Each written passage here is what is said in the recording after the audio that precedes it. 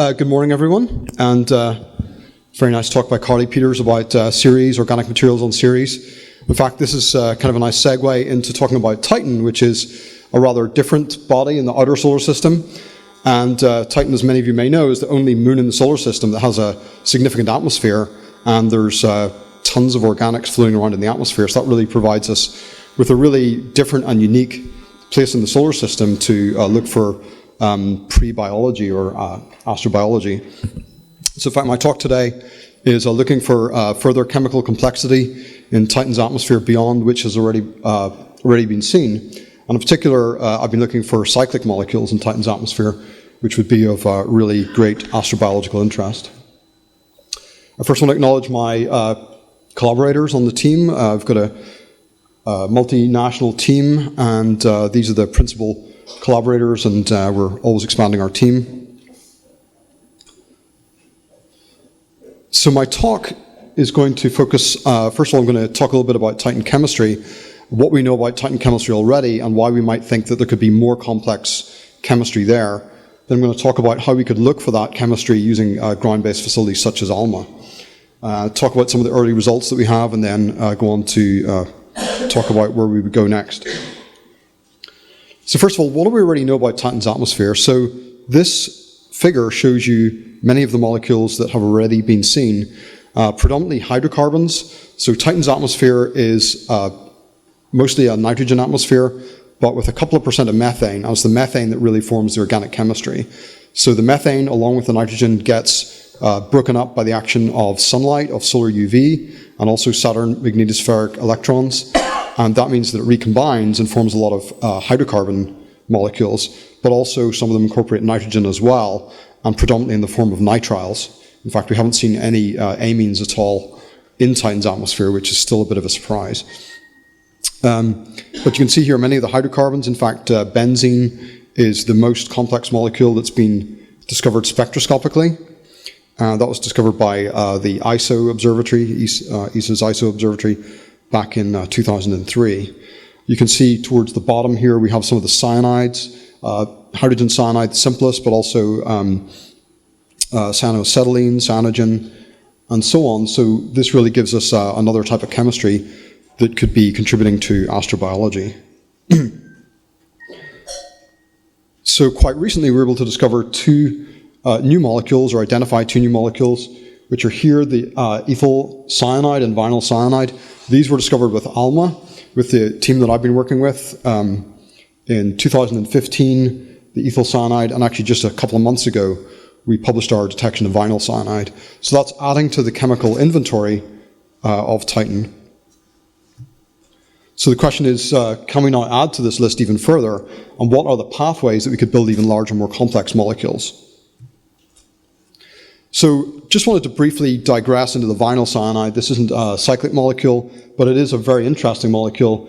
And for astrobiology, in fact, one of the reasons why our paper on vinyl cyanide detection got a lot of interest in the press was due to an earlier paper. This was back in 2015 by Stevenson et al. This was a Cornell team, and they had predicted that vinyl cyanide could form into membranes in Titan lakes. So as some of you may be aware, Titan has these lakes of hydrocarbons on the surface, and that's a whole other talk as to how those got to be there, but essentially the atmosphere is exchanging hydrocarbons with the surface, and methane rains out and forms lakes on Titan's North Pole. So in a methane liquid environment, if you took vinyl cyanide and dropped it in there, it's hypothesized, and this is still a computer simulation, that vinyl cyanide could link up in this way, kind of like the way lipid membranes form spherules when they're dropped into water, that these would repel the methane and actually form into membranes. And of course, once you've got membranes, then you have something that may be able to encapsulate information, such as DNA or whatever, over time, that would then form a way to get towards cellular organisms. So very interesting that vinyl cyanide was detected. But beyond what we've been able to detect spectroscopically in, for example, the infrared and submillimeter, the Cassini spacecraft, which was just recently, let's say, deactivated into Saturn's atmosphere, before it had its fiery death, it was able to sample Titan's upper atmosphere using a mass spectrometer, And unfortunately, the mass spectrometer that we had only went up to 100 Daltons, which was a limited range, and we were completely unprepared for the amount of chemical complexity that we saw in Titan's atmosphere. So you can see here these carbon-based molecules repeating about every 12 or 13 units as the carbon adds to the previous molecules. And then you can see there's a diversity of different carbon molecules here with different degrees of saturation. So right around mass 78, we would expect to get benzene. In fact, benzene we know from spectroscopy is there, but we can see there's other molecules there, mass 79, 80, etc., which could be other types of molecules, including molecules of benzene that are substituted with nitrogen. So this is just some of the detections from the mass spectrometer, and I've really just highlighted two things here. One is the benzene detection here. This is in the upper atmosphere, 1,000 kilometers above Titan's surface. We're seeing benzene at around a few parts per million. But you can see here, there's also mass 79, there's a possible detection of C5H5N, which would be a nitrogen substituted benzene ring. That would be potentially the pyridine molecule, although we're not sure of the structure, and that's the one thing that mass spectroscopy can't tell us at this resolution, is what's the structure of the molecule. It could be alternative structures which are not cyclic molecules, but instead would be linear aliphatic molecules. And this is about 10 times less abundant than benzene. So this then forms a candidate for us to go and look for the molecule pyridine. So we want to try and determine the structure, and it's only really spectroscopy right now that can tell us that. So kind of an overview of the processes going on here. As I mentioned, the methane, the nitrogen being photolyzed in Titan's upper atmosphere and then forming into these larger and larger molecules. We know these go up now to many thousands of mass units and eventually form this organic smog, which kind of covers Titan and gives it this orange appearance, which in fact is very hard to see through to the surface. So let's look at PANH molecules. These are nitrogen heterocycle molecules. So if we start with benzene, and then we were to switch out one of the CHs and put in an N, then we would get to the pyridine molecule. And if we were to switch out another N, we would get to pyrimidine. This would have a mass of 80. And now we start to get the things that are very, very interesting astrobiologically. And I'm sure some of you are beginning to see the significance of this here, because pyrimidine, in fact, forms one of the bases for one of the base rings for nucleobases of DNA. So you can see here that the cytosine and thymine molecules here are based on the pyrimidine ring. They have a couple of extra functional groups that are added. But a detection of pyrimidine would form a very important step towards some of the nucleobases of DNA. So that would be tremendously exciting. And this has never been detected in Titan's atmosphere. In fact, I believe that it hasn't been detected yet in the interstellar medium, although I'm sure people will correct me if I'm wrong. So that would be really tremendously exciting to if that was detected. And we have the evidence from the mass spectrum that there are things occurring at the right masses for this molecule. So we decided to take this to ALMA and see if we could make detections.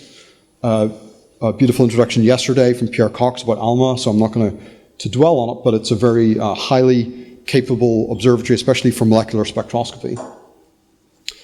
So we did some predictions actually for pyrimidine and pyrimidine on the top here and pyridine on the bottom here. So these are the two rings with the two or the one nitrogen substitutions. The red line here is a prediction for 1 part per billion, so that's 10 to the minus 9.